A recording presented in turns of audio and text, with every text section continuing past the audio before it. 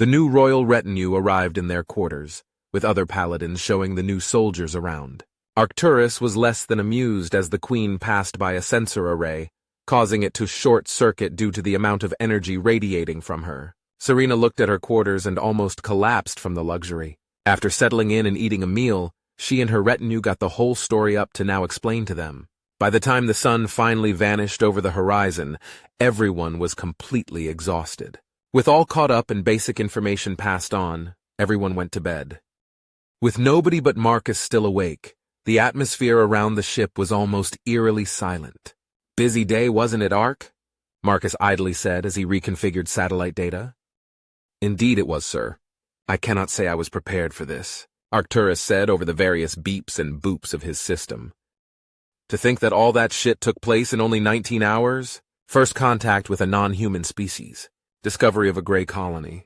Encountering an entire medieval civilization made of elves. Magic for God's sake, and my ex no less. Hard to believe." Marcus wiped his tired brow and sighed. "Oh, very much so, sir. It seems fate has once again interfered. As you have said many times." Arcturus brought a drone over, serving a nice cup of tea. "Starting to think the entire universe is against me at this point. How are my family's remains? Those elves didn't get into Hold C, did they?" Marcus asked with a somber tone in his voice. "No, sir. As soon as we had guests, I sealed Hold C. As for your requests, they have been accepted.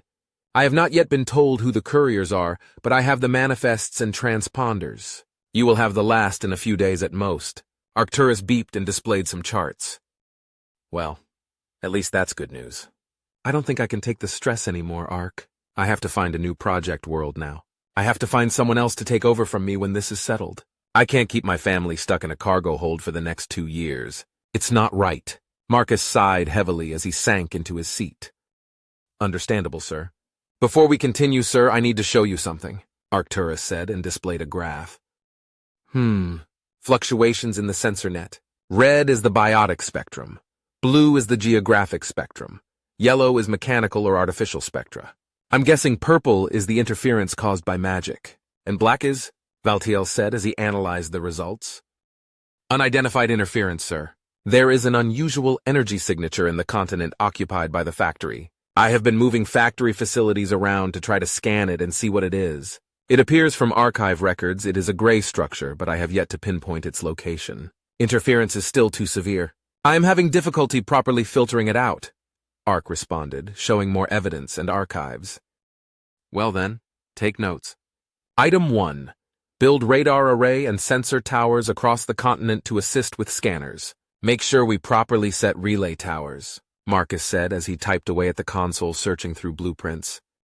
"Yes, sir. I have the manufacturing specs. We still have 25,000 tons of resources in stock, despite the fact extraction operations have ceased. I will start production of the prefabs immediately," Ark replied.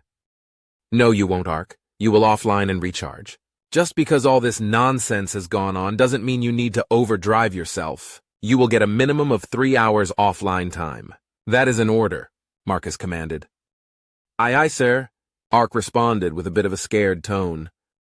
Item number 2.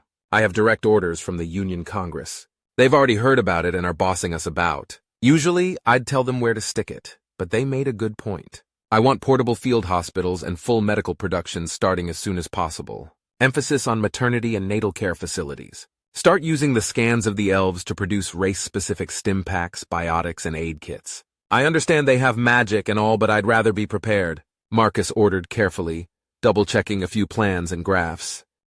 "I shall start procedures first thing, sir. The elves have a biology that is not very dissimilar to ours. It won't take long to change formulations." Arcturus displayed a series of graphs and biometrics data. "Ark, give me a moment," Marcus said and started pressing buttons with a wry smile. "There." "You've given me access to the media library?" Arcturus yelled, his voice echoing through the bridge. "What? You go through all this nonsense and spend 19 hours working because I'm unavailable, and you have to deal with guests and you expect me to not reward you? Police. But you have to promise. 3-hour minimum offline time to rest your circuitry, then work, then movie time. I can handle most operations tomorrow while you take a break," Marcus said with a smile. "Thank you, sir," Arcturus's voice was almost giddy. Very good. Please, excuse me for a minute, Marcus said and stood up. Marcus stood up and headed for the cargo bay. Passing the quarters of the slumbering elves, he quietly, imperceptibly walked along. His steel toe boots barely made a sound as he walked past. He breathed a sigh of annoyance as he entered the main cargo hold. Finding most of the unsealed cargo was strewn about the place, he face-palmed in frustration as he passed the cargo crates containing the lingerie selection from an abandoned contract, most of its contents neatly folded on the floor or atop other containers. He shook his head and quietly walked to a nearby cargo door marked with a huge yellow C. The door opened with a hydraulic hiss to reveal a very ornately decorated room. Tapestries and banners of various colors and patterns hung from every wall. One side of the room had reinforced shelves stacked high with marble tombstones, polished and hand-carved. The other side of the room had an array of coffins, urns, funeral boxes, and ash boxes containing various remains. Marcus closed his eyes and took a deep breath. He approached one coffin, covered with medals, accolades, and a large Terran Union flag, and gently placed a hand on it. He closed his eyes, uttering a prayer to the empty hold, and took a deep, long breath. Ooh, okay. Now I understand why we broke up. Now I get it. A voice suddenly came from behind him. Who let you in? Marcus replied and looked at the offending voice. It was Andrea, his ex, dressed in a skin-tight nanosuit, her waist-length white hair flowing freely behind her. Oh, come on, Cookie Bear. You can't do me dirty like that! Marcus simply sighed and finished his paying of respect. Andrea was aware how dangerous Marcus could be, so she kept her distance until he was done. Marcus raised his head, patted the coffin, and moved over to her. He angrily grabbed her by the ear and dragged her out of the room as one would do to a spoiled child. Oh, wow, wow, wow, wow! Andrea Marie Wilkins, I know for a fact your parents raised you better than this. Marcus angrily griped as he dragged her up to the bridge by her ear. Okay, ow. I'm sorry. Jesus, can you calm down? She said, rubbing her sore ear. Calm down? Calm down! Marcus's voice echoed through the hall, several guests waking up in response. How the fuck am I supposed to be calm? Marcus yelled, starting a rant.